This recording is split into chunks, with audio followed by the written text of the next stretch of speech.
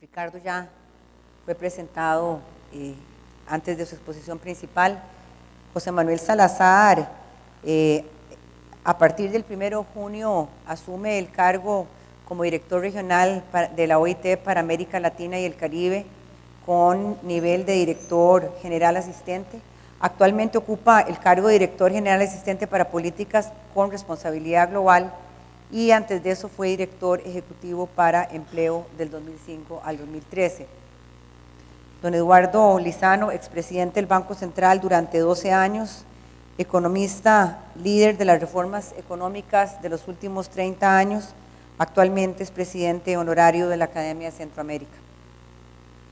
Alberto Trejos, profesor de INCAE, exministro de Comercio Exterior, lideró el proceso de negociación del CAFTA, es consultor de diversos países y organizaciones internacionales, fue profesor de Northwestern University, decano de INCAE y director del Centro Latinoamericano para la Competitividad y el Desarrollo Sostenible, CLADS, del INCAE.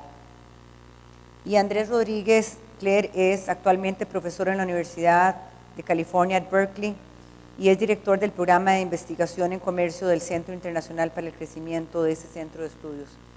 Antes de estar en la Universidad de California, fue profesor en Penn State del año 2005 al 2011.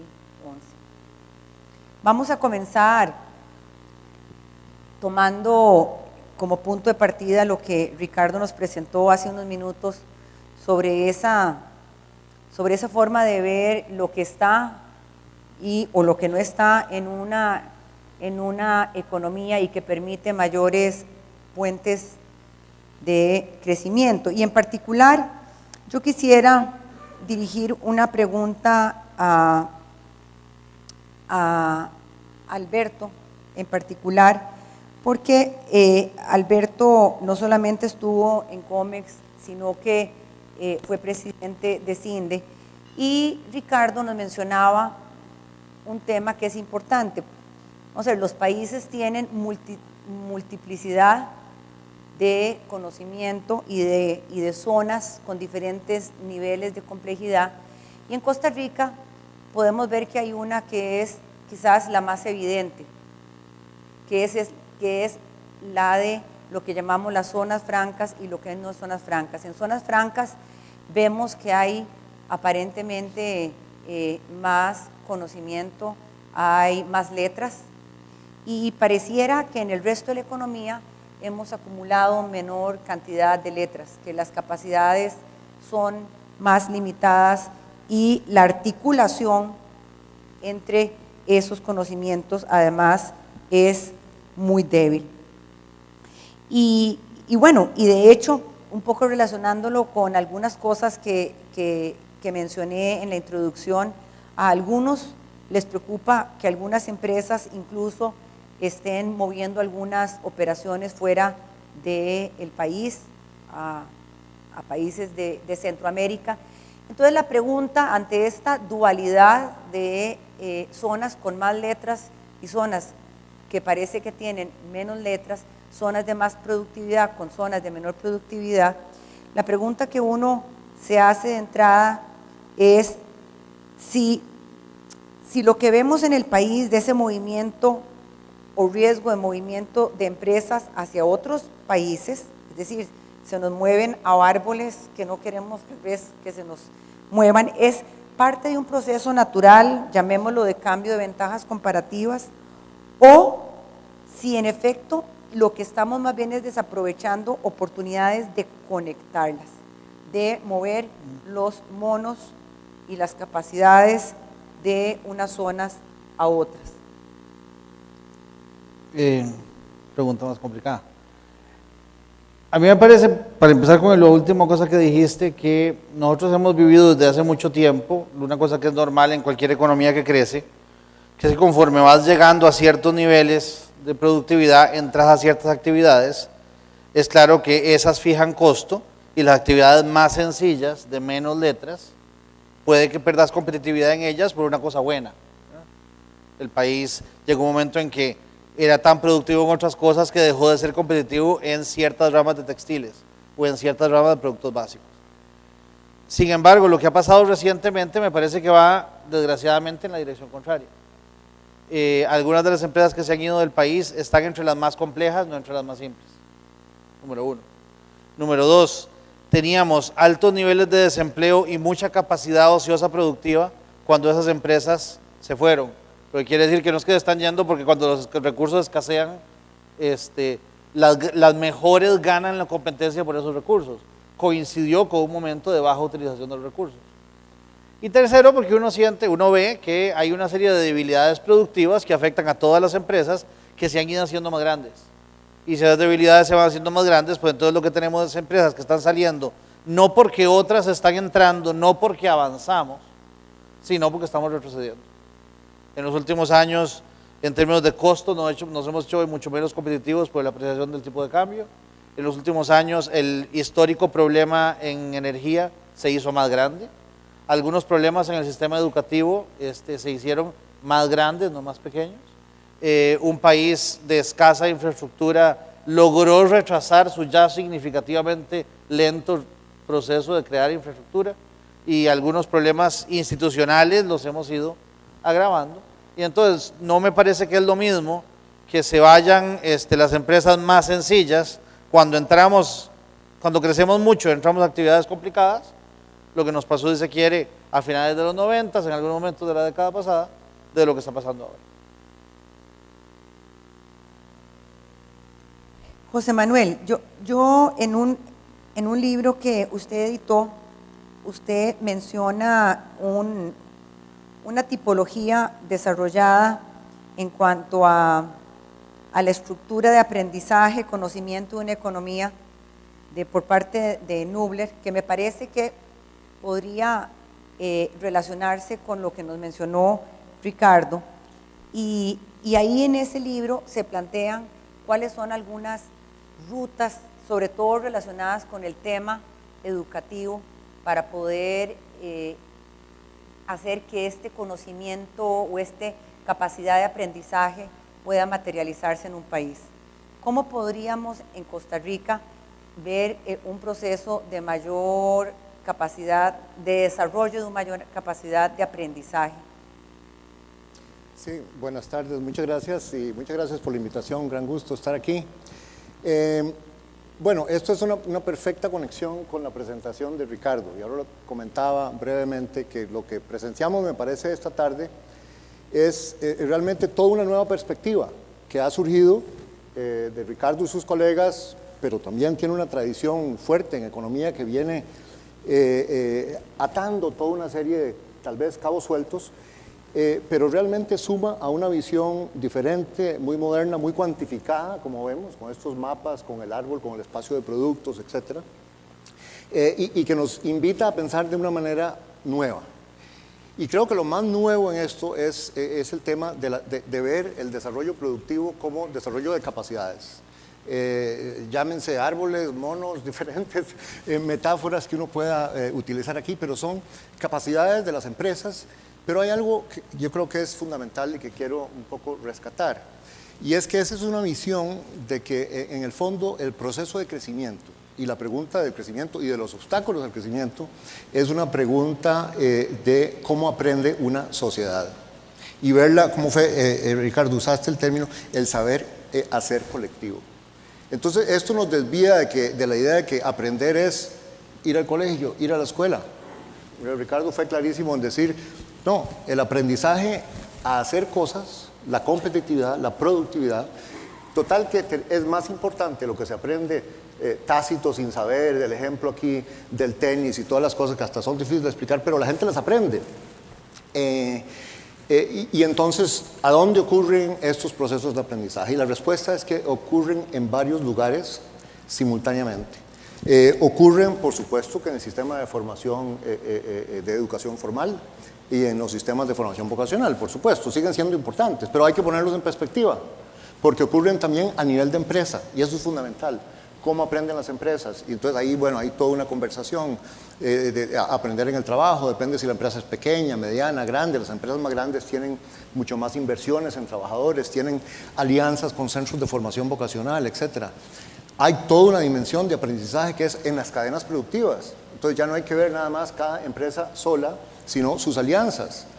Muchos de los esfuerzos de Costa Rica por conectarse mejor con las multinacionales y por tener programas especiales es para que las empresas costarricenses puedan llegar a ser proveedoras. Y como sabemos, eso es un reto difícil, hay que saber toda una cantidad de cosas, hay que llegar a los estándares de calidad en los procesos, en los productos. Entonces ahí se puede apoyar y hay un campo para la cooperación público-privada. Pero hay otros aprendizajes muy importantes cuando nos planteamos el tema del desarrollo en general. Y aquí caemos al tema institucional, porque hay aprendizaje en las organizaciones públicas, hay aprendizaje en las organizaciones privadas y hay un aprendizaje de cómo estructurar la cooperación público-privada. Y entonces yo creo que en síntesis es complejo, pero nadie dijo que estas cosas son fáciles, ¿verdad? Cuando hablamos de una política de desarrollo productivo de un país, tenemos que encontrar las respuestas, los modelos, los diseños para el aprendizaje en todos estos niveles, en todos estos lugares, en las empresas, en las cadenas de valor, mucho de lo cual precisamente es conectarse con cadenas de valor globales y ver cómo sacamos provecho a toda esa aceleración de aprendizaje que se puede hacer por aprender de las mejores prácticas internacionales que vienen a instalarse en el país. Pero, y aquí quisiera, además de esta idea, un elemento introducible ahorita, que es que uno de los grandes problemas de la estrategia y del modelo, digamos, de crecimiento de Costa Rica es el dualismo productivo que tenemos. Y nada más quiero dar un dato, o sea, y esto no es al contrario, o sea, hemos hecho maravillas en aspectos de inversión extranjera directa en las zonas francas, pero no nos olvidemos que son solo alrededor de 370 empresas, que son 58,000 empleos directos, hay indirectos, ¿verdad? Que es un poquito menos del 3% de la fuerza de trabajo de 2.3 millones de personas. No es para minimizar, esto es el sector más dinámico, tenemos que seguir con el pie en el acelerador, eso, reposicionarlo, ahora podemos conversar. Pero la política de desarrollo productivo en la siguiente etapa tiene que ser mucho más integral y tiene que sacar algunas de las buenas cosas y lecciones institucionales y demás que hemos hecho en atracción de inversiones, aplicarlas a los clústeres, la dimensión regional y responder varias de esas preguntas que Ricardo puso al final en su presentación. Don Eduardo. Gracias. Para ahondar un poquito en este tema y para tratar de ir aterrizando, me parece a mí que eso que llamamos educación dual, tenemos en este momento 2 proyectos de ley en la Asamblea Legislativa. Y a mí me parece que ahí tenemos un filón importante, porque precisamente, como se ha mencionado, no solamente es la enseñanza en los establecimientos de enseñanza, sino también combinar eso con las experiencias que adquieren directamente en el trabajo, que no están en los manuales, sino porque están en el cerebro, diría Ricardo. Entonces me parece que esos 2 proyectos de ley deberían ser objeto de un cuidadoso análisis. Se pueden cometer errores, vale la pena que antes de que se aprueben sean discutidos, ¿verdad? Y creo ahí que las empresas, ya sea a través de sus programas de responsabilidad social, las asociaciones solidaristas deberían participar activamente en echar a andar un programa nacional importante de eso que se ha llamado educación dual. Tal vez tocando el tema de la dualidad que estaba en la parte de la pregunta que no te contesté y en lo que dijo José Manuel. Yo la pregunta que tengo es, ¿eliminar esta dualidad en qué dirección? Nosotros básicamente torturamos la productividad y torturamos la operación de las empresas en régimen ordinario. Y creamos un régimen legal aparte en el que, más allá de una preferencia fiscal, sobre todo lo que hay es trámites más transparentes, un proceso más sencillo, una logística ordenada, etc. Entonces, si vamos a eliminar esta dualidad porque vamos a hacer a toda Costa Rica más parecida a las zonas francas, yo creo que vamos para adelante. Si vamos a eliminar esta dualidad porque vamos a hacer que las empresas de capital extranjero estén el cuarto de hora en el que se queda en el país bajo el régimen en el que están todas las demás, y definitivamente vamos para atrás.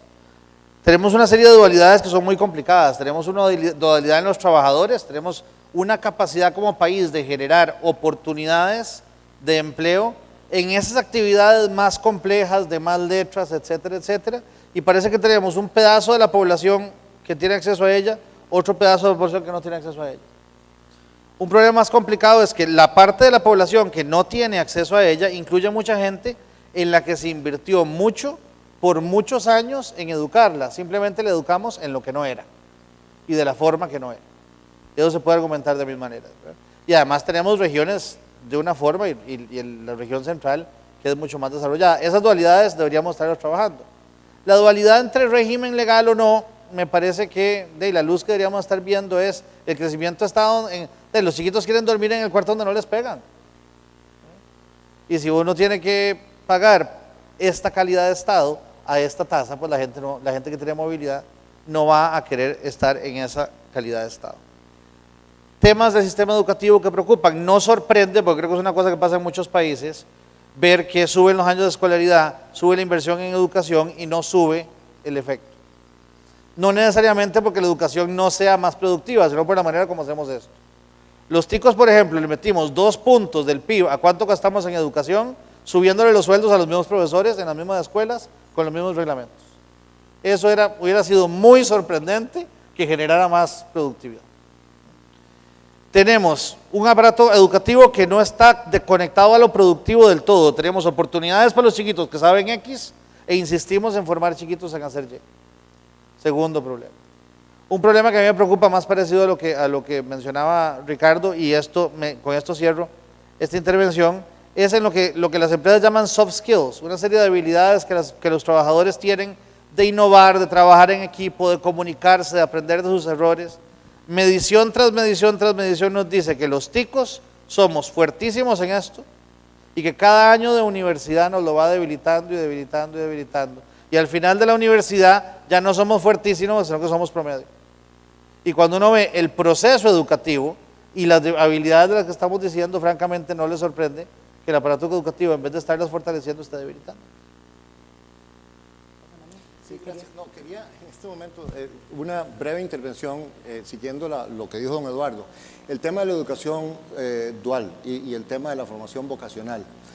Y estoy de acuerdo con Alberto en estas brechas de la educación formal y la necesidad de reconectar mucho más la oferta que sale de las universidades con las necesidades del sector productivo, estas distorsiones de que el 70% de los graduados son en educación, en ciencias sociales, solo un 5% de ingenieros, casi ningún ingeniero electrónico. En fin, ahí tenemos toda una conversación que tener entre el sector productivo, la política pública y las universidades. Es decir, las buenas prácticas internacionales, Corea, una de las cosas que hizo exitosísimamente fue precisamente eso, adecuar los currículums, tener un diálogo. Por supuesto, siempre se deja un espacio para las humanidades, la educación general, todo lo que queremos pensar, los clásicos, los griegos, pero si somos un país que pretende desarrollarse y tiene aspiraciones, hay que tener esa conversación productiva y verlo como positivo para el empleo de los jóvenes, para el desarrollo del país.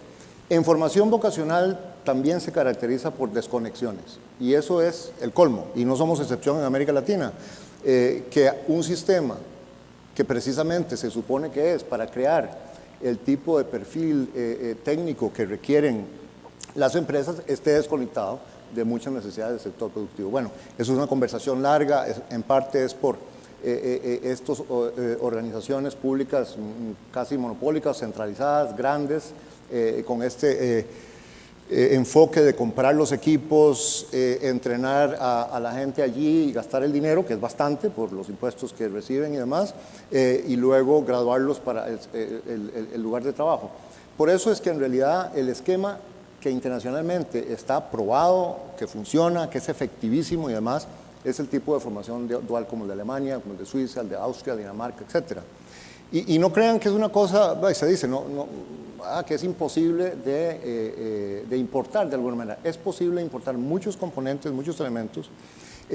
Yo tengo, y con esto concluyo, pero es un poco una preocupación de cómo está al final, cómo puede estar la conversación en cuanto al marco del proyecto de ley. Está excelente que el país tenga esto y que tenga un proyecto de ley y que haya la voluntad política de pasarlo. Pero hay una serie de cosas, yo vine en septiembre aquí, que yo creo que hay que tener muy claras, muy brevemente. hay que tener muy claro cuál es el contrato de aprendizaje, la responsabilidad de la empresa, del aprendiz y del centro de formación vocacional. Cómo se estructura eso si no está bien estructurado y si la ley no habilita el incentivo adecuado, puede dar problemas. ¿Cómo se financia al aprendiz? Algo recibe, en Alemania, por ejemplo, recibe el 25% del salario mínimo el primer año, el 50% el segundo año, 75% el tercero y en el cuarto año el total del salario mínimo. Y además hay un subsidio un poco del Estado, de manera que para la empresa tener un aprendiz es decir, es una muy buena propuesta. Le sale muy barato, tienen que pagar algo, pero además es gradual. Y hay un tema muy importante, aquí la idea es institucionalizar la formación dual. No se trata de tener un marco de ley para seguir haciendo planes pilotos de empresas o sectores. Entonces, es importante hacer el ejercicio del nivel de ambición. En Alemania el 70, el 80% y en estos otros países de los jóvenes de cierta cohorte de edad están en el sistema de formación dual. ¿Cuál es el nivel de ambición de Costa Rica? ¿Es el 10, el 20%, el 30%? Yo creo que hay que hacerle los números y ver cuánto cuesta. Si son 50,000 estudiantes por año que hay que tener, bueno, ¿cuánto cuesta tener 50,000 estudiantes? ¿Cuál es el tamaño del subsidio para el cofinanciamiento con la empresa? Y incluso yo creo que parte de ese fondo puede salir de una fracción del presupuesto del INA. Pero bueno, algo muy concreto, pero me pareció importante, dado que está siendo discutido en este momento en el país. Yo aprovecho para mencionar, en la academia estamos haciendo una comparación de esos dos proyectos de ley que están en la Asamblea Legislativa de formación dual con un modelo, llamémoslo, de referencia.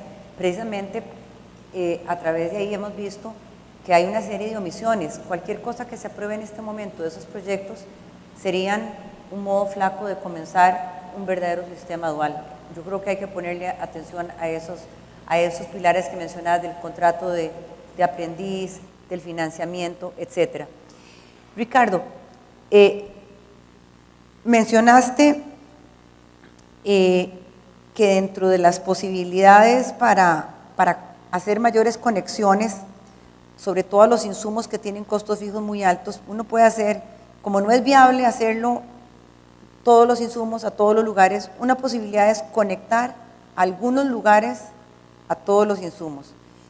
Y voy a ver si lo interpreto o lo que quiero es ver si hacemos una transición a un tema que quisiera que discutiéramos.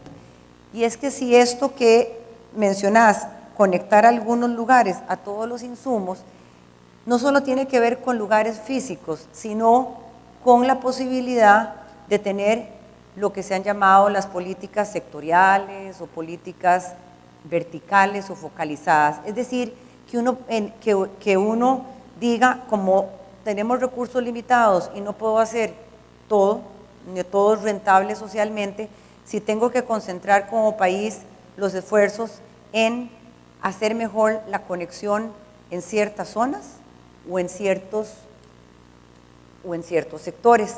Y aquí empieza, y voy a introducir aquí un tema que yo sé que es un tema que se ha estado debatiendo mucho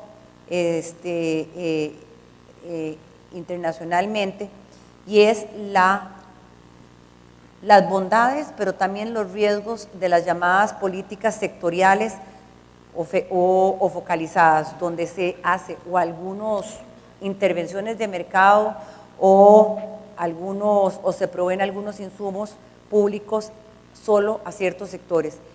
Y pongo como ejemplo, como venimos hablando del tema de educación, que, por ejemplo, en CINDE trabaja con los sectores que escogió para atraer inversión extranjera directa en los temas de formación.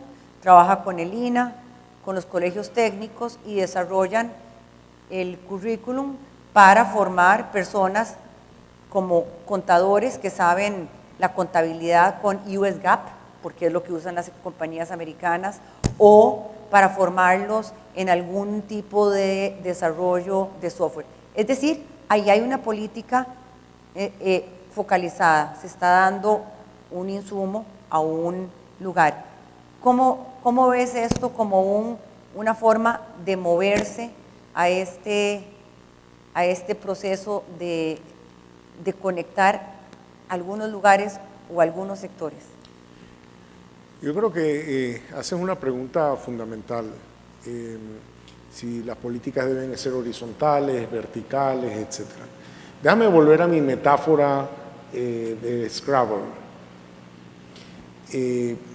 Las cosas se hacen juntando letras y muchas de esas letras se pueden comprar o no en el mercado.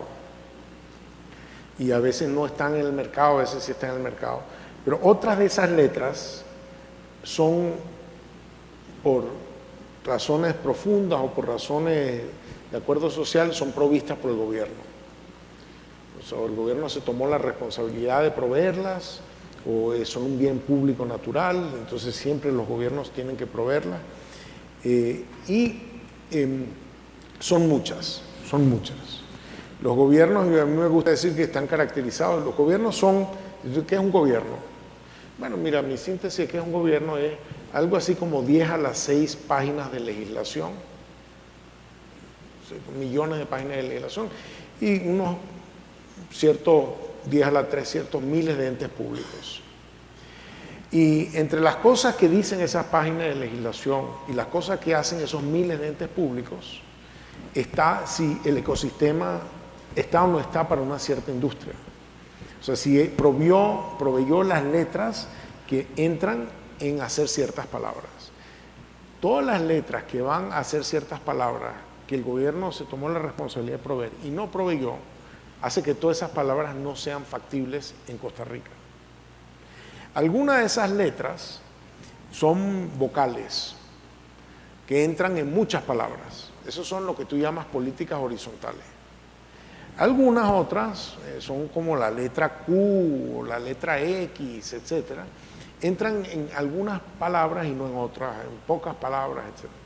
Entonces, la pregunta uno dice, bueno, yo voy a hacer un gobierno que solamente hace vocales. Bueno, entonces no sé, vamos a hacer aleluya o no sé, o sea, no vamos a hacer muchas palabras, ¿no? Necesitamos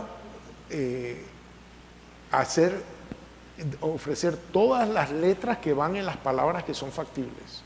Pero el gobierno no sabe cuáles son esas palabras y no sabe cuáles son las letras que le faltan a esas palabras. Entonces, de lo que se trata es de un mecanismo mediante el cual la sociedad vaya identificando dónde están esas oportunidades, cuáles son las letras que faltan y si se pueden proveer. Típicamente estamos hablando de producción. Producción significa crear valor. No se trata de fuentes de gasto público.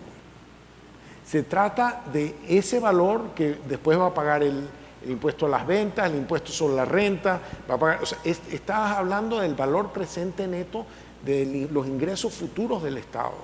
O sea, esto no es una política de gasto, esto es una política de inversión donde el gobierno se quiere asegurar de que está proveyendo las cosas que son para que la producción se pueda dar de una manera más eficiente, de mayor productividad y se pueda diversificar. De modo que para mí, a mí siempre me hacen esa pregunta, a ver, ¿en qué debemos concentrarnos? Digo, bueno, o sea, ¿por qué tú te tienes que concentrar? O sea, pobrecito Gerald Ford, que no podía mascar chicle y caminar a la vez. Pero una sociedad no es una persona, una sociedad son muchas personas y distintas personas se pueden especializar en distintas cosas. Entonces, más que preguntarse cuáles deben ser nuestras prioridades, yo me haría la pregunta, ¿cómo aumento yo el ancho de banda del gobierno? ¿Cómo permito yo que el gobierno pueda resolver más problemas? Muchos de esos problemas, su impacto presupuestario es mínimo.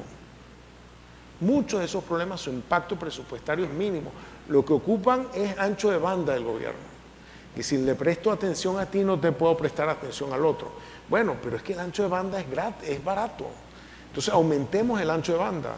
Entonces, una de las cosas que se estila en Estados Unidos es que muchas de las políticas sectoriales las hacen grupos de interés con think tanks, etcétera, etcétera. Al gobierno le cuesta poco prestarle atención a aumentar su ancho de banda.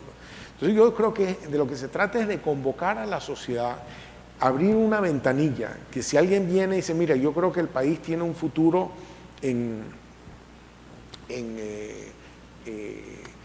instrumentos musicales. Y lo que necesitamos es un cambio en la regulación, un cambio en las prioridades de entrenamiento laboral, una nueva forma de descontar los impuestos que estamos pagando para el entrenamiento laboral, o lo que sea. Bueno, si eso en valor presente neto al fisco no le cuesta nada, ¿por qué no hacerlo? Entonces, yo quisiera pasar en la conversación a decir, primero, es toda la sociedad la que está buscando oportunidades, no el ministro. El ministro tiene que hacer un poco como hace Toyota. Toyota no es que agarra y el gerente sabe todo. Toyota tiene un sistema donde todos los trabajadores tienen un botón que pueden tocar, y si ya tocan el botón y se aquí hay un problema, viene un grupo y analiza el problema. Entonces, la empresa mejora porque toda la gente está empoderada en nominar problemas y atender soluciones. Ese enfoque te sale de toda la discusión de fijarle prioridades y dejar que esas prioridades emerjan a medida que la sociedad se organiza para resolver sus problemas, para explotar las oportunidades que va identificando, y se buscan formas de pagar por ello. Yo me acuerdo, por ejemplo, en un país como Guatemala, y menciono Guatemala porque si algo funciona en Guatemala debe poder funcionar en cualquier lado. Los exportadores se dieron cuenta que necesitaban un conjunto de bienes públicos y los exportadores le pidieron al gobierno que les ponga un impuesto a la exportación, una tasa a la exportación con la cual financiar una organización que les resuelva esos problemas. O sea, fue el mismo sector privado que estuvo dispuesto a imponerse, y así se creó el Fondo Nacional del Café en Colombia. O sea, fueron los productores del café que decidieron vamos a nosotros a imponernos un impuesto a nosotros mismos para que asegurarnos que para nosotros nos puedan proveer estos bienes públicos, porque los bienes públicos van a hacer que nuestras inversiones privadas sean mucho más rentables y van a generar valor. Entonces yo me enfocaría un poco por allá. No fijar prioridades, dejar que las prioridades emerjan de un proceso de consultas abiertas y enfocarse en cosas que van a pagar por sí mismas, que van a generar valor. Andrés, ese es un tema que vos has tratado, el tema de esto de, en el fondo lo que, vamos a ver, Ricardo nos está sugiriendo un rol enorme para el sector privado en estos procesos de que son los que saben las palabras que pueden haber y las letras, etcétera. Pero entonces, por ejemplo, cuando oímos que el gobierno va a establecer una institución para dar apoyo al sector productivo, donde va a unir o va a ser coordinado por el COMEX, por el Ministerio de Economía, por el MAC y no recuerdo qué otro instituto, y el MICIT, el Ministerio de Ciencia y Tecnología. Vamos a ver, lo que quieren es coordinar esfuerzos de diferentes instancias públicas, pero hacia el sector privado. ¿Qué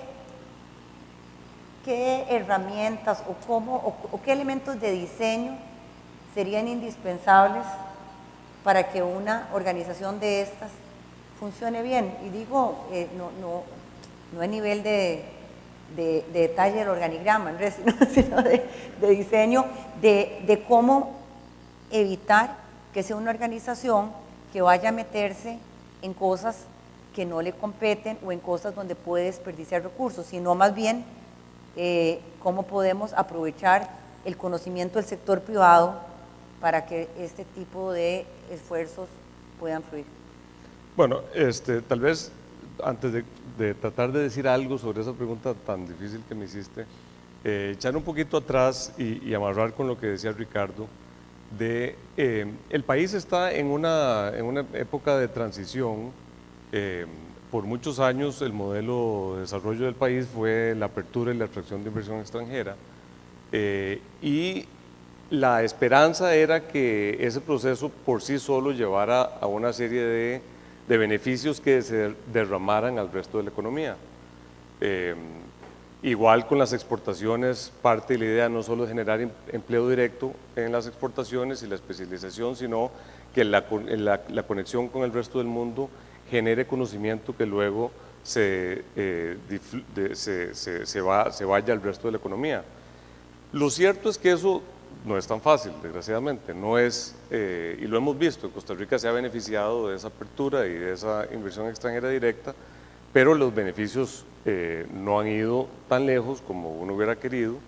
Y eso lo que pone al país es en la situación de que esas circunstancias de apertura lo que generan son oportunidades que permiten al país políticas que complementan esas oportunidades y se aprovechan para que el país pueda construir sobre ellas y desarrollar nuevas capacidades.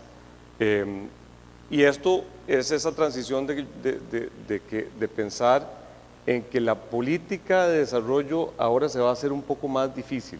Es una política de desarrollo con una punta más fina, en donde se requieren instituciones gubernamentales y una relación entre el sector privado y el sector público mucho más sofisticada y compleja de la que hemos tenido en el pasado. No se trata de tener incentivos fiscales y no se trata simplemente de atraer inversiones. Se trata de hacer cosas como algunas que hemos hecho, pero a escala muy pequeña, como por ejemplo el programa Costa Rica Provee, que fue tratar de generar vinculaciones entre la empresa privada en el país y las empresas multinacionales. Ese tipo de intervención es mucho más difícil que las que hemos hecho en el pasado, pero ha habido en los últimos 10 años mucho pensamiento al respecto. Ricardo ha escrito mucho sobre eso. En un informe reciente del BID en que participamos Ricardo, Alberto y yo como asesores, se hizo toda una recopilación del conocimiento que hay académico y en experiencias en los países de la región y fuera de la región sobre cómo el gobierno puede trabajar con el sector privado para descubrir cuáles son políticas que intervienen directamente en las fallas de mercado, en circunstancias donde hay inversiones que son rentables para el país y para un sector, pero no hay ninguna empresa que por sí sola quiera hacerlo, que se requiere entonces un trabajo colectivo y la pregunta es cómo el gobierno y el sector privado lo pueden hacer. En ese proceso yo creo que Costa Rica se quedó atrás en parte porque la institucionalidad del país, por un lado la de CINDE y Procomer, funcionaba muy bien, pero el resto de las instituciones, MEIC, MISID, no han evolucionado lo suficiente.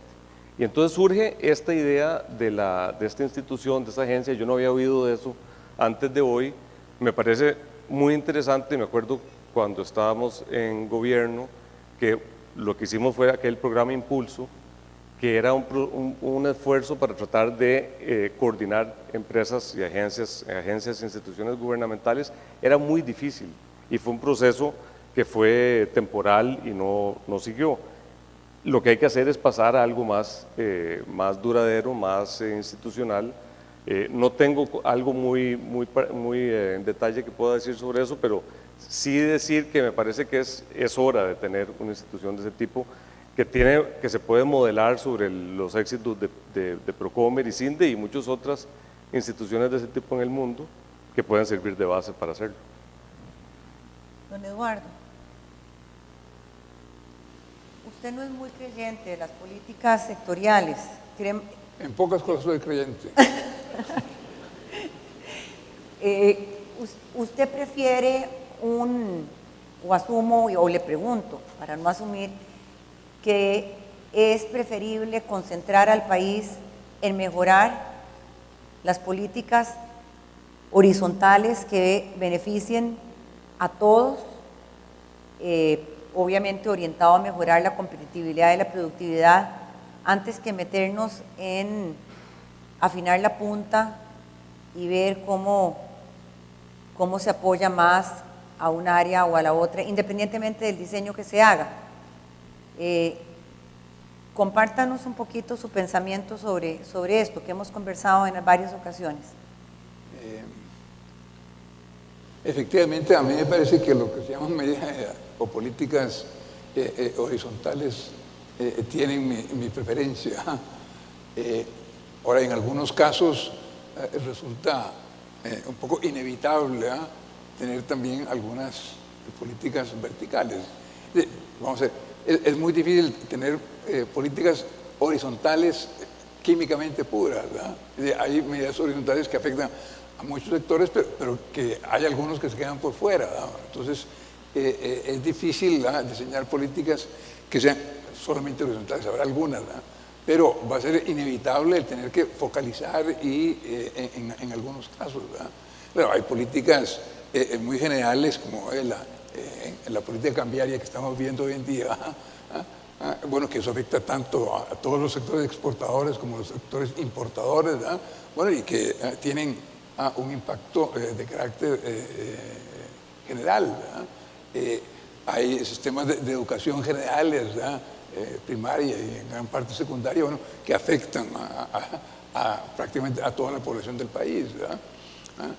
Ahora, sí es verdad que aún una institución como CINDE, bueno, tiene políticas verticales, en el sentido de que se escogen, ¿verdad? Es decir, y uno de los peligros de CINDE sería que el que mucho abarca poco aprieta, si comienza a extender sus actividades prácticamente todo el país, posiblemente no sea conveniente. Parte del éxito de CINDE ha sido el focalizar en algunos sectores y algunas actividades, ¿verdad? Así es de que, en términos generales, yo me inclino más por lo horizontal, ¿verdad?, pero reconozco que tampoco debe ser el único elemento y que siempre debe ser así. En algunos casos podría justificarse algunas políticas verticales, reconociendo, claro está, que los errores que se han cometido escogiendo ganadores históricamente han sido muy importantes. Ahora, es posible que el conocimiento ya haya avanzado suficientemente como para poder reducir esos errores. No, nada más para decir, tal vez me faltó decirlo antes.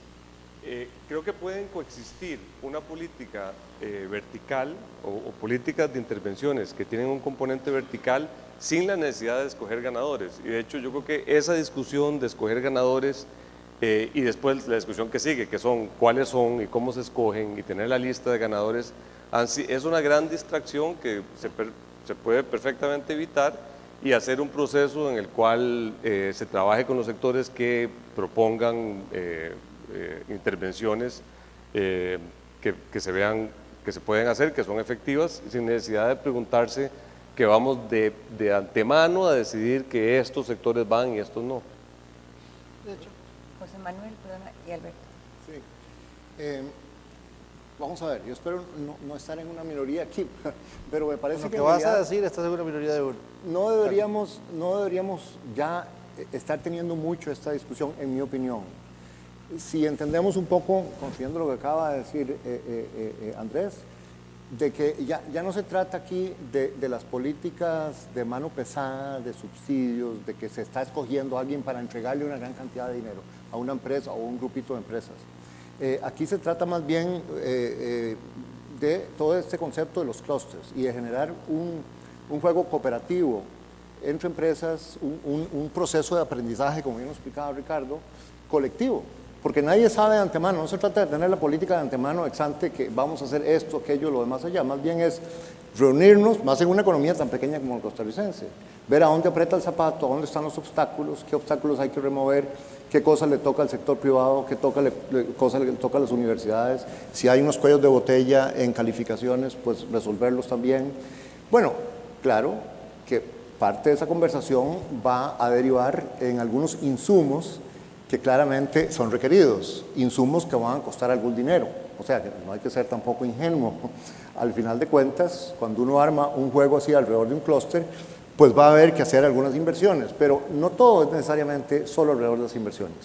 Ahora, cuando las haya que hacer, y si es un sector importante que tiene grandes beneficios y demás, precisamente es algo que se puede hacer con mucha transparencia, con claridad, con reglas del juego bastante claras en cuanto al monto de los recursos y demás.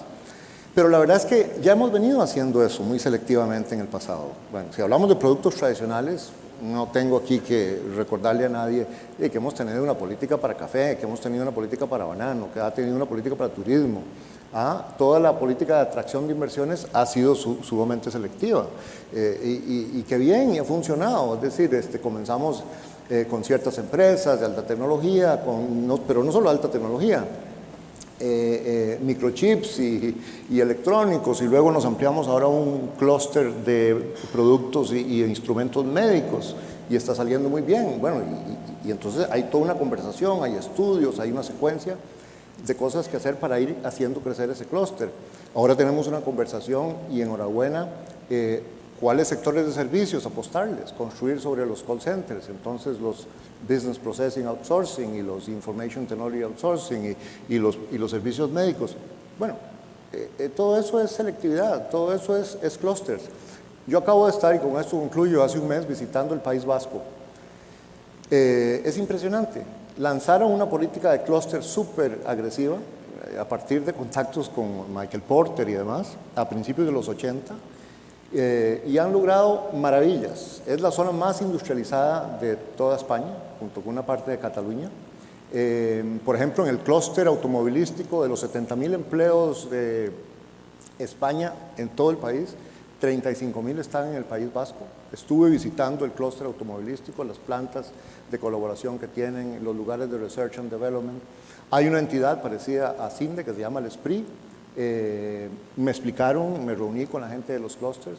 No es una cosa tan cara. Yo pregunté, bueno, ¿cómo se organizan para apoyar cada clúster?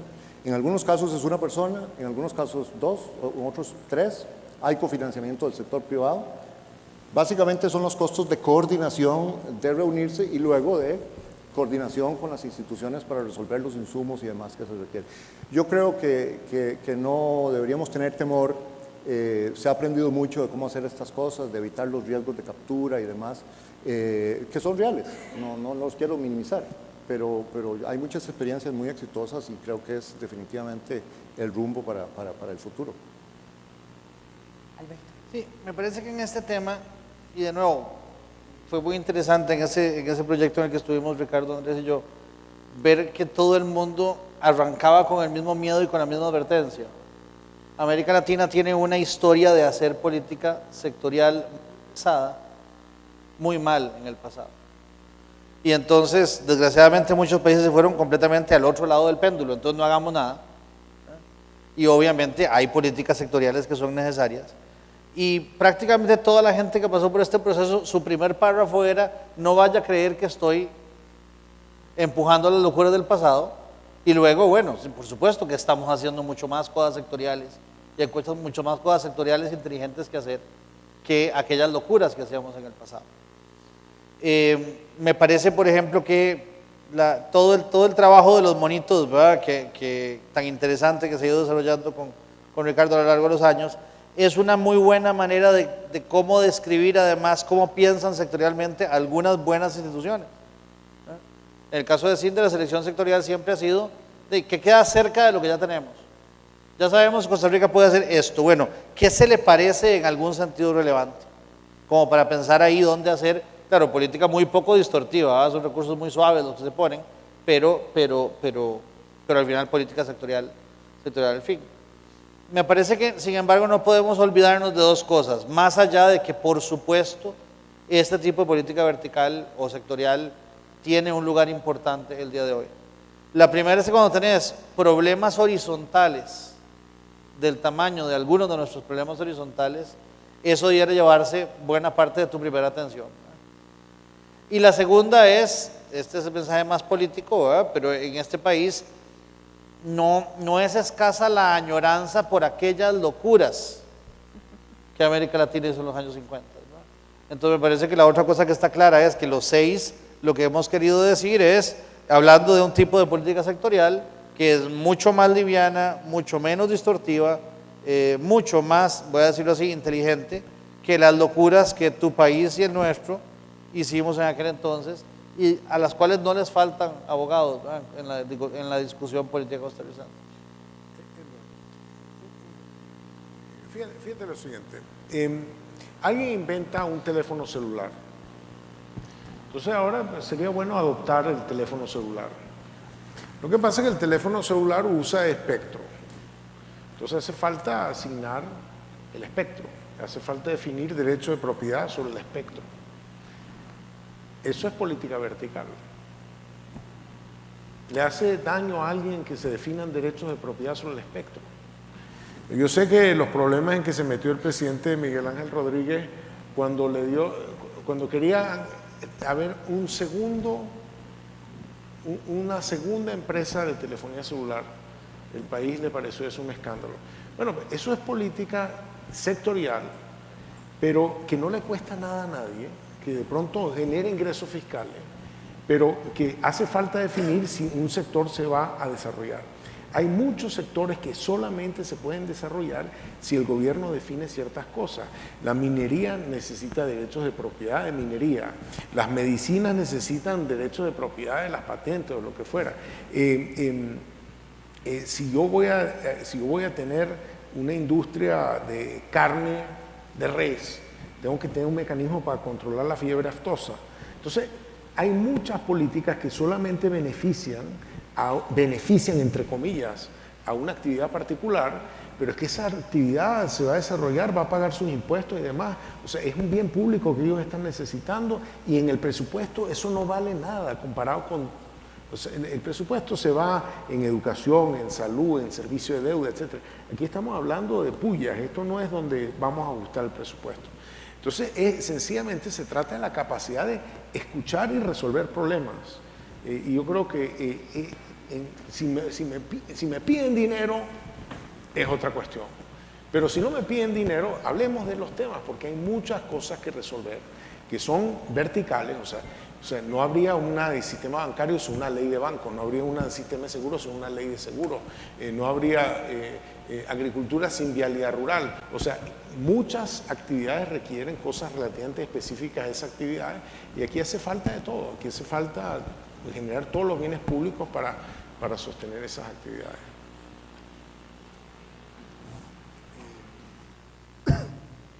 Sí, pero no. No, lo que me parece es que hay que tener presente los problemas que existen de donde estamos partiendo.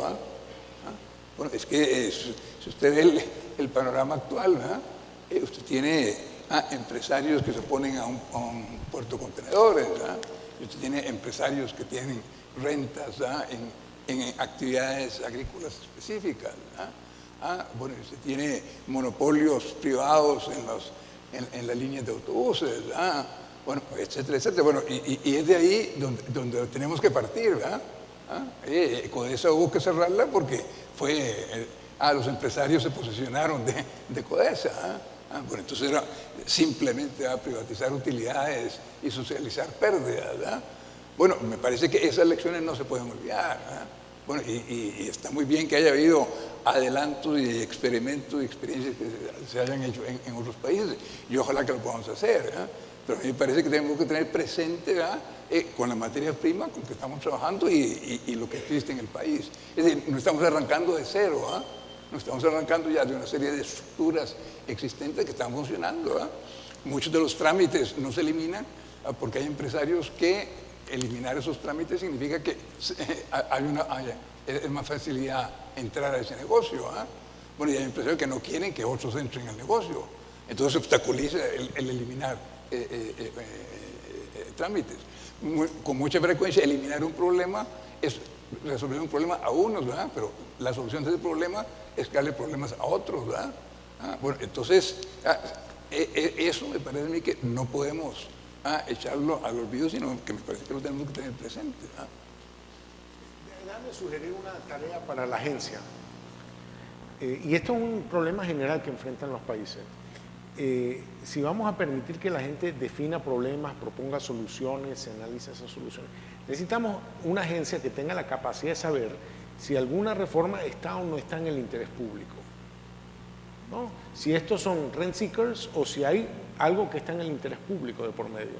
Eso a mí me parece, sería útil, no sé si de esta agencia o de alguna otra agencia con cierta independencia, que se le pida un dictamen de decir si esto está o no está en el interés público, si está claramente en el interés público, si hay estas dudas de qué tipo, si hay ganadores y perdedores, si no sabemos porque no sabemos cómo va a funcionar, y que dé un dictamen, porque hay muchas cosas que son win-win-win y que no queremos hacerlas porque no queremos tener el ancho de banda de tener esa conversación. Yo creo que si la agencia, yo he propuesto que esa agencia dé ratings. Como yo sé que si yo pido algo, la agencia va a darle un rating, yo voy a cambiar lo que yo le pido al gobierno, porque si no va a ser AAA no me lo van a aprobar. Entonces se educa qué es lo que la sociedad le pide al gobierno, porque yo estoy totalmente de acuerdo con Eduardo. Yo estoy cansado de ver, bueno, ahora hace nada en Colombia, los productores de cada cosa paralicen el país para que el gobierno les dé dinero, no para que les resuelva ningún problema, para que los compense por los problemas que hay. Bueno, Colombia es demasiado pobre para andar compensando a los sectores por los problemas que hay. Te puede de pronto invertir en solucionar los problemas que tienen los sectores, pero si los vamos a subsidiar para compensarlos por los problemas que tienen, nos vamos a arruinar, no hay presupuesto para eso. Pero sí creo que es muy importante enfocar que de lo que estamos hablando es de cosas que aumenten la productividad, no cosas de que compensen a los sectores por la baja productividad. Y aquí seguimos pensando en esos términos, Ricardo. Hoy la Asamblea está aprobando el condonarle unas deudas al sector turístico, por ejemplo. Bueno, aquí en cierto modo todavía tenemos sectores que lo que están buscando es pura renta. Entonces, eso no es claramente lo que va a aumentar la competitividad de esas empresas. Pero bueno, eso es a manera de anécdota de algo que vemos as we speak. ¿Vos querías decir algo? No. Yo quisiera pasar a un último tema porque sé que estamos un poquito atrasados con el tiempo. Y es que cuando hablamos también de crecimiento económico, creo que no solo en Costa Rica, sino en toda América Latina, hay un excesivo énfasis en ayudar a las pymes. Y entonces el argumento siempre es que como un porcentaje muy alto del parque empresarial son pymes, hay que ayudarles. Y eso suena bien porque uno dice, bueno, como son muchas, hay que ayudarles. Pero cuando estamos en una conversación donde de lo que estamos hablando es de aumentar la productividad para aumentar el crecimiento, la pregunta que cabe es si esa política de ayudar a todas las pymes con distintos instrumentos es una política que necesariamente va a llevarnos a mayor crecimiento, porque si muchas de estas pymes no son productivas, quizás lo que estamos es escogiendo una política de disminución de la productividad y de menor crecimiento. Y entonces aquí entra, a manera de contraste, lo que se ha discutido más bien como el apoyo a empresas nuevas, empresas que puedan ser productivas y que pueden generar más empleo, más que empresas pymes per se, como si esa categoría per se les diera el derecho a recibir cierto tipo de apoyo. Empresas nuevas o bien empresas que no logran pasar de cierto tamaño.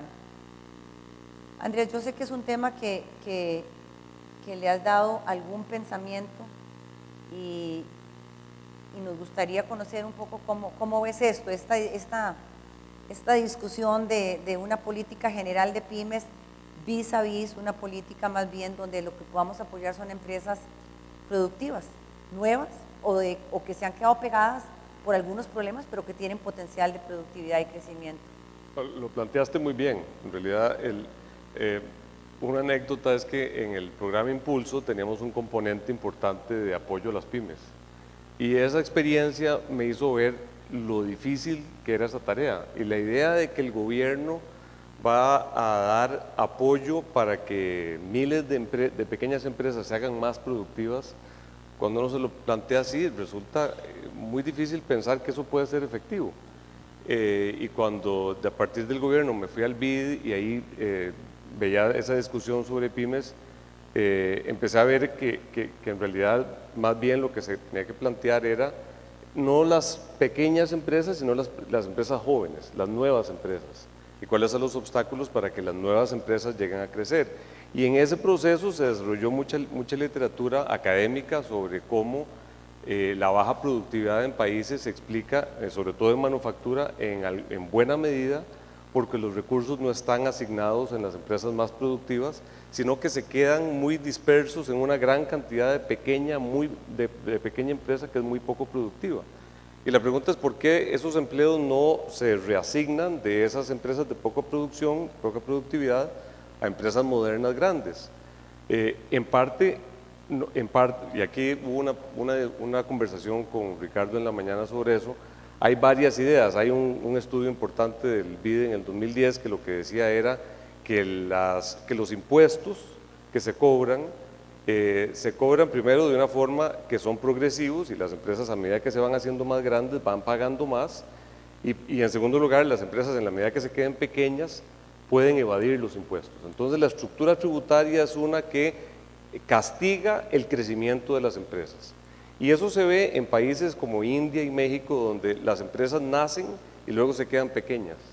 Y si uno las compara con lo que pasa en Estados Unidos, las empresas nacen y crecen o mueren. Entonces lo que pasa es que los recursos productivos están empleados en empresas de alto crecimiento y empresas grandes. Y por ejemplo en Costa Rica un 15% de la fuerza laboral está empleada en empresas de cuenta propia, es decir, empresas de una sola persona. En Estados Unidos eso es 5%. En Estados Unidos el porcentaje de empresarios que manejan empresas de más de 10 personas es la tercera parte. En Costa Rica es alrededor del 10%. Entonces, ese es un problema muy importante. Ahora, el diagnóstico, decía antes, es la estructura de impuestos. El otro problema que se menciona es la tramitología, que le hace difícil a las empresas la creación de empresas y luego las trabas al crecimiento de las empresas, pero pueden también haber otros problemas que son más del ambiente de negocios, de generar incentivos y oportunidades de empresas que surjan en nuevos sectores, y aquí conectamos con todo lo que comentó Ricardo, y es que en la medida en que el país evoluciona en una dirección de mayor complejidad y mayor sofisticación, uno esperaría que surjan más oportunidades para empresas modernas. Me parece, bueno, primero lo que acaba de decir Andrés estoy completamente de acuerdo. Empresa joven y empresa pequeña coinciden, valga la redundancia, por coincidencia. La importancia que tienen las empresas recién hechas o el hecho de que se pueda crear empresa, no la captura el cuerpo de empresas pequeñas en su conjunto. Ok, hay posibilidades de que haya fallas de mercado que estén impidiendo que una empresa pueda terminar de crecer. Obviamente esa falla de mercado cuyos beneficiarios serían chiquitas, habría que neutralizarla, pero es un caso muy particular. En algunos países no me extrañaría que este fuera un bastante buen ejemplo. El problema de que cuando llego a cierto tamaño entro dentro del radar del Estado y tengo que pagar, tengo que cruzar todos los umbrales de la formalidad. Ese es el problema con el que uno quiere lidiar de otra manera. Pero dos cosas que me parece que debemos evitar la confusión, aquí la confusión es muy grande, es uno, creer que el problema de la pequeña empresa, importante o no importante, empieza y termina en el crédito. Porque la discusión aquí es cómo le hacemos para subsidiarle el crédito a la pequeña empresa. Las otras múltiples dificultades que puede estar enfrentando la pequeña y la grande no están en la discusión. Y la segunda, que la última campaña política fue un bastante buena evidencia, es no confundir el cómo hacer política pública para promover pequeña empresa con política social. O sea, en la última campaña, candidato tras candidato, como estaban tratando algunos de disimular sus orígenes políticos, bueno, ¿qué hacemos con el problema distributivo? Y empezaban a hablar de pymes. El problema de pobreza en Costa Rica no está en la gente que solo tiene 23 empleados, está en un segmento bastante difícil de la sociedad. Entonces, no confundirlo con un tema distributivo y no pensar que esto es nada más un tema de crédito. Y no justificar que por pequeñas nada más es que se merita una política de diferenciación. Yo voy a pedirles, tal vez para ir concluyendo, tal vez te paso la palabra y me gustaría tal vez que cada uno tuviera algunas palabras para cerrar algunas ideas que no hayamos conversado o alguna cosa que quisieran aportar adicional. José Manuel. Sí. Bueno, no sé cómo andamos de tiempo, yo quería hacer un comentario sobre este tema de pymes. ¿Está Adelante, bien? Sí. adelante. Para decir que estamos totalmente de acuerdo con los dos comentarios. Yo creo que además quiero reiterar, y eso es algo que he hecho en la Organización Internacional del Trabajo, se va a discutir ahora y hay un reporte y hay una gran discusión con todos los 186 países miembros y todo sobre políticas a pymes, y allí estamos diciendo, bueno, que debe revisarse lo que son esas políticas tradicionales, ¿no? Porque precisamente ha habido mucha confusión, incluyendo a veces en el pasado en OIT, por razones sociales. Entonces, claro, decir, suena muy bien, somos pequeños, muchos de esos, en alta proporción en los países son autoempleados, está ahí la pobreza, está concentrada, la informalidad, hay un fuerte traslape con informalidad. Entonces hay varias razones por las cuales, pero si estamos hablando de política de modernización y transformación productiva, entonces hay un tema que el BID en un reporte del 2010 señaló muy claramente, hoy en la mañana estábamos hablando de esto, y que es común a toda América Latina, en otras latitudes también, y es el gran predominio de la microempresa, el autoempleo, la pequeña empresa. Y es muy claro que la productividad está correlacionada con el tamaño de empresa. Si es mediana, si es grande, las productividades son mayores. De hecho, en ese reporte el BID hace una simulación y demuestra que si solo por el efecto de estructura de empresa tuviéramos el tipo de estructura de los Estados Unidos, prácticamente se duplicaría la productividad en América Latina. Entonces ahí un tema clave es concentrar las políticas en eliminar las barreras por las que las empresas no crecen. Parte es acceso al crédito, parte es regulaciones, costo de hacer negocios, etcétera, etcétera. Ese es un tema. Incluso en la literatura hay uno se llaman las gacelas, ¿no? O sea, cómo poder tener empresas de alto crecimiento y que tengan los servicios de apoyo y remover obstáculos para que crezcan. Eso se traslapa con una agenda de formalización, porque mucho de esto, y en América Latina sabemos, hay países que tienen 60%, 50%, en Costa Rica es 35, 40% de informalidad. Hay un gran tema de agenda que es parte central del modelo de crecimiento para hacer un crecimiento más inclusivo, pero más inclusivo no solo por política social, más inclusivo por la estructura productiva que se vaya a generar. Y finalmente el tema de los nuevos emprendimientos. La evidencia es muy clara, que ahí está gran parte del empleo, gran parte de la innovación, se traslapa el tema no solo de crear empleos, sino con empresas, bueno, no necesariamente el fenómeno de comenzar en un garaje y luego llegar a ser, o en un cuarto de universitario, llegar a ser el monstruo internacional, pero ciertamente todo el tema de la mentoría, de las incubadoras, de las aceleradoras, muchas universidades, institutos tecnológicos están promoviendo esto. Creo que eso es una agenda muy importante. Vi ahí en el documento que estamos discutiendo hoy en la mañana que ya hay unas 12 incubadoras en Costa Rica y hay incluso una red. Eso son muy buenas noticias, pero digamos, lograr que eso que se aumente, que las empresas y los empresarios conozcan esto, ojalá que las universidades y otros entren en el juego. Eso es fundamental, junto con mentoría y otros servicios. Bueno, ese es un poco el comentario sobre esto, pero que va al corazón de la transformación productiva. No sé si como ya es parte de decir algunas últimas palabras o más tarde hay unas... No. Si quieren, tal vez... Hay unos temas que quedaron en el tintero, pero por razones de tiempo no vamos a poder entrarle. Nada más los voy a decir por si tienen algo que decir al tema. No hablamos suficientemente sobre el tema de innovación, un tema que en Costa Rica es importante, porque es importante porque es poco importante, porque hay más bien poco esfuerzo en el campo de la innovación y donde sabemos que países que han crecido mucho le han dado mucha importancia. Y creo que hubo temas que quedaron por ahí, José Manuel, vos mencionaste cómo reposicionar a las empresas de la inversión extranjera. Alberto Trejos mencionó por ahí un tema que es el tema que la educación que no ha estado donde debiera de ser y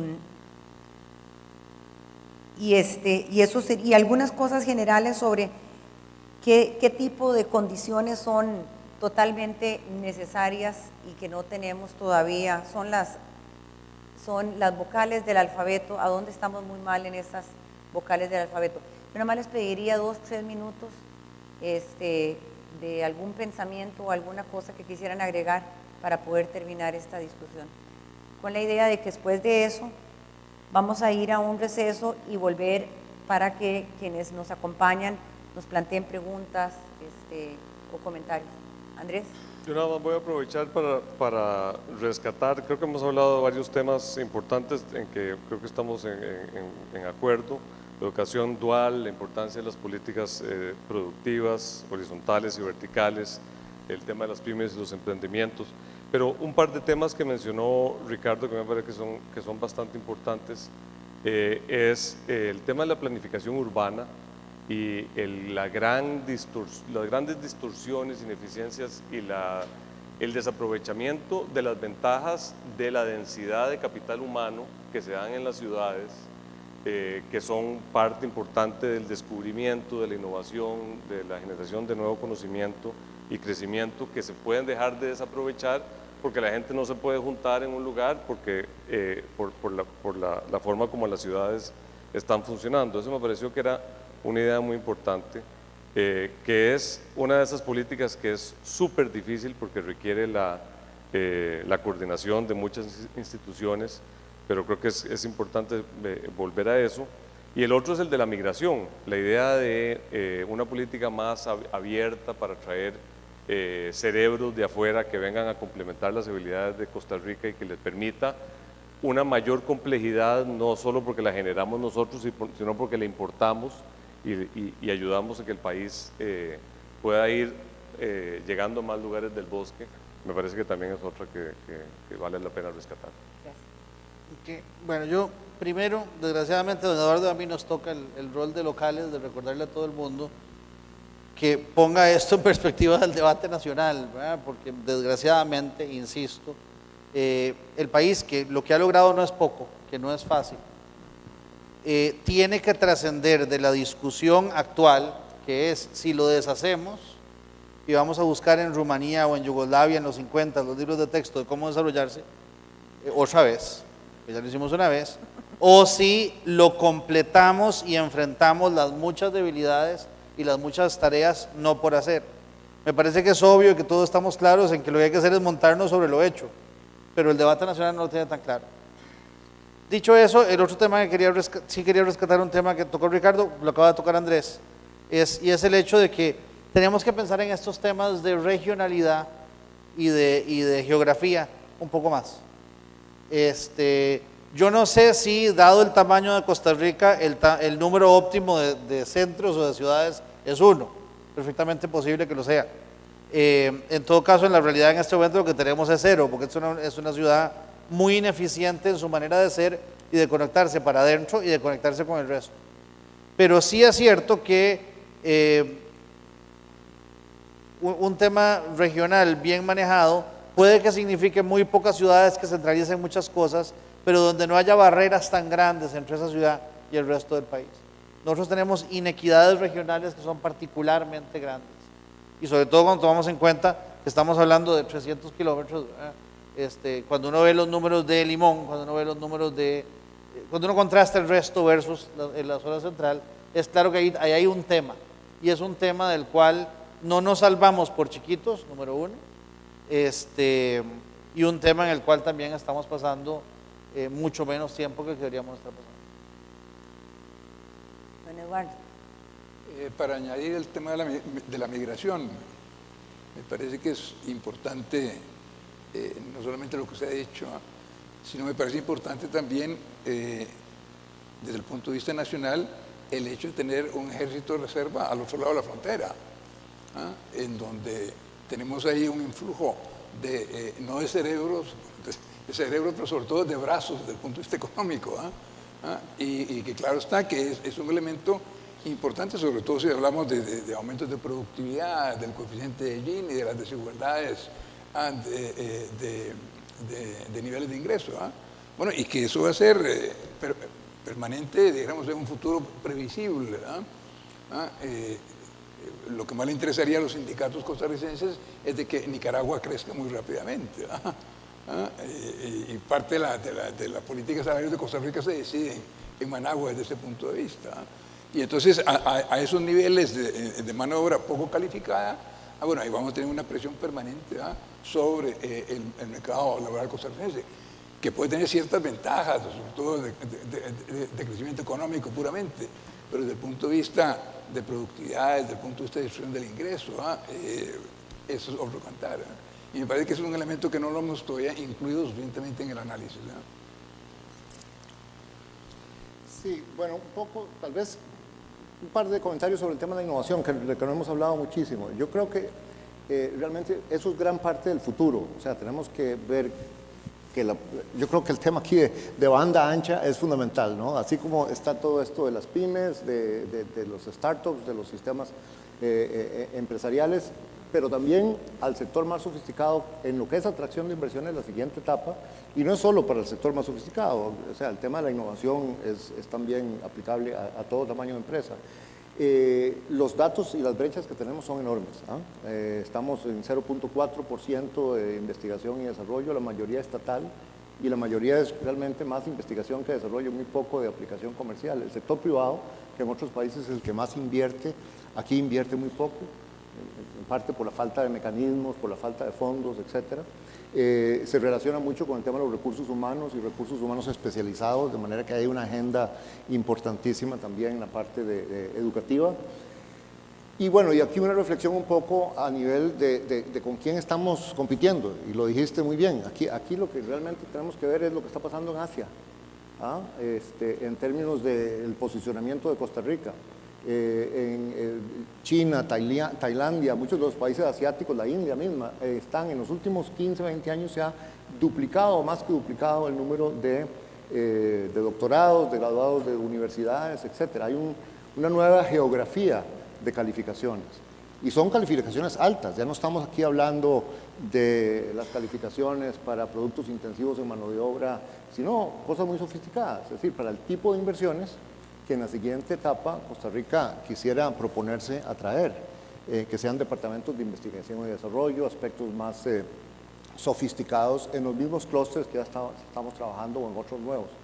Entonces la conexión, de nuevo, del tema de la innovación con el tema de la calidad de los recursos humanos y mucho de resolver esto entra el tema de la movilidad laboral. No todo va a ser esperar a llevar el conocimiento a los cerebros de los ticos, sino traer otros, ya sea ticos también, que estén afuera, pero extranjeros que nos puedan ayudar a acelerar ese proceso. Creo que ahí hay una temática también fundamental.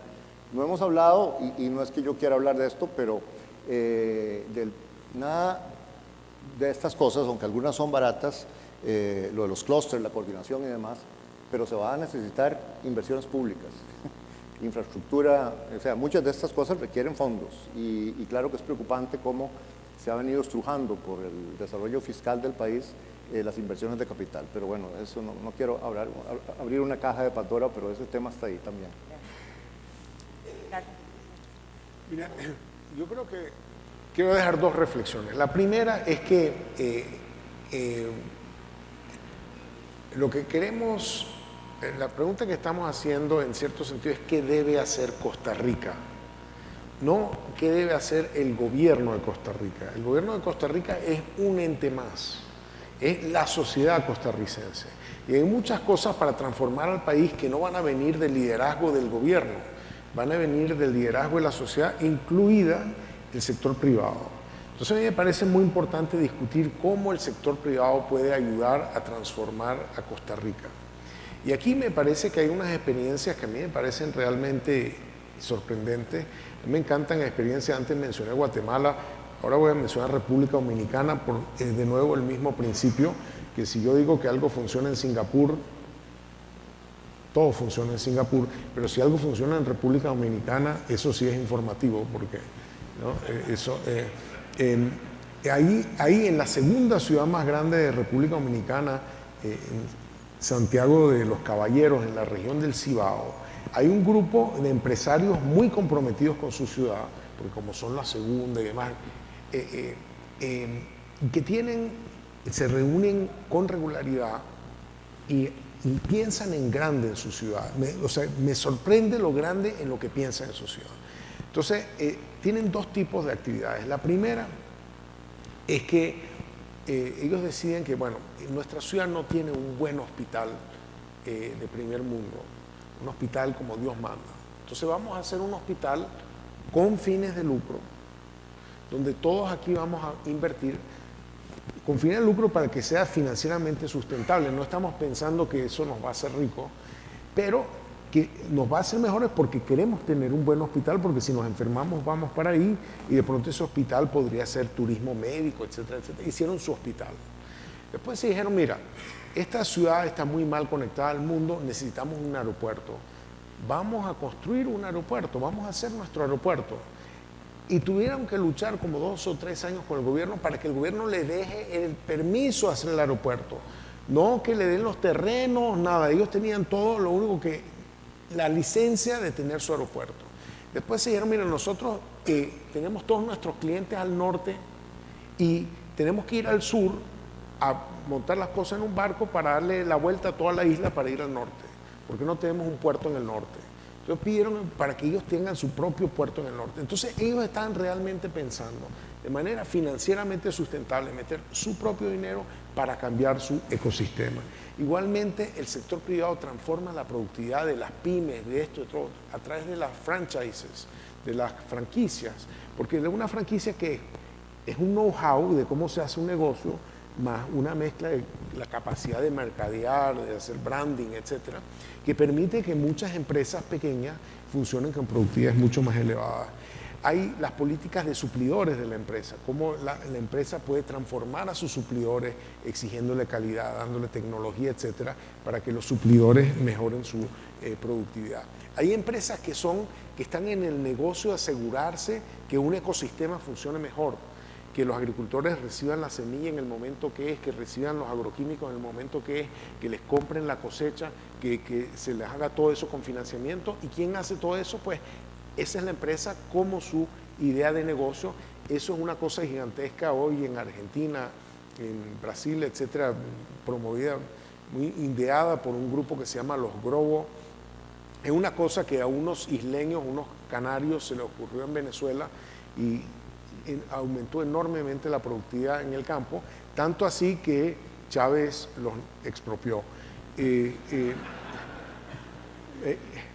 Entonces, digo, hay muchas cosas por hacer en el sector privado y para la próxima hay otras cosas que hacer importantes del lado de las compras públicas. Las compras públicas se han usado estratégicamente para comprar producto local, caro y de mala calidad. Pero eso es una decisión política. O sea, muchos gobiernos se ven obligados a comprar productos locales porque son servicios de muy alta calidad. Y debido a eso transforman al sector privado en generadores de mucho mayor calidad. Las compras del Estado, por ejemplo, para materiales educativos. Bueno, alguien tiene que hacer materiales educativos. Esos materiales educativos deberían ser de la más alta calidad. Deberían estar en tablets, con nuevas tecnologías, cómo se aprende matemática. Yo sé que aquí hace 10 o 15 años yo me topé con un grupo que hacía e-learning, aquí de unos ticos que, bueno, esos ticos hubiesen tenido mucho más éxito si el gobierno hubiese sido mucho más exigente a la hora de pedir materiales educativos de primera calidad y los hubiese puesto a competir de modo abierto, se hubiese generado una capacidad de cómo se enseña o matemática o lenguaje o historia tica y hubiese generado una oferta local que después se puede volver globalmente competitiva. Eso es lo que ocurre de facto en el sector defensa, pero yo creo que no tiene por qué ser para la defensa. Eso podría ser para otras cosas que los gobiernos hacen, que tienen que comprar y que deberían ser súper demandantes de calidad, porque esa demanda de calidad mejora el sector privado. Gracias, Ricardo. Gracias a todos. Vamos a ir a un receso de 20 minutos, pero después de eso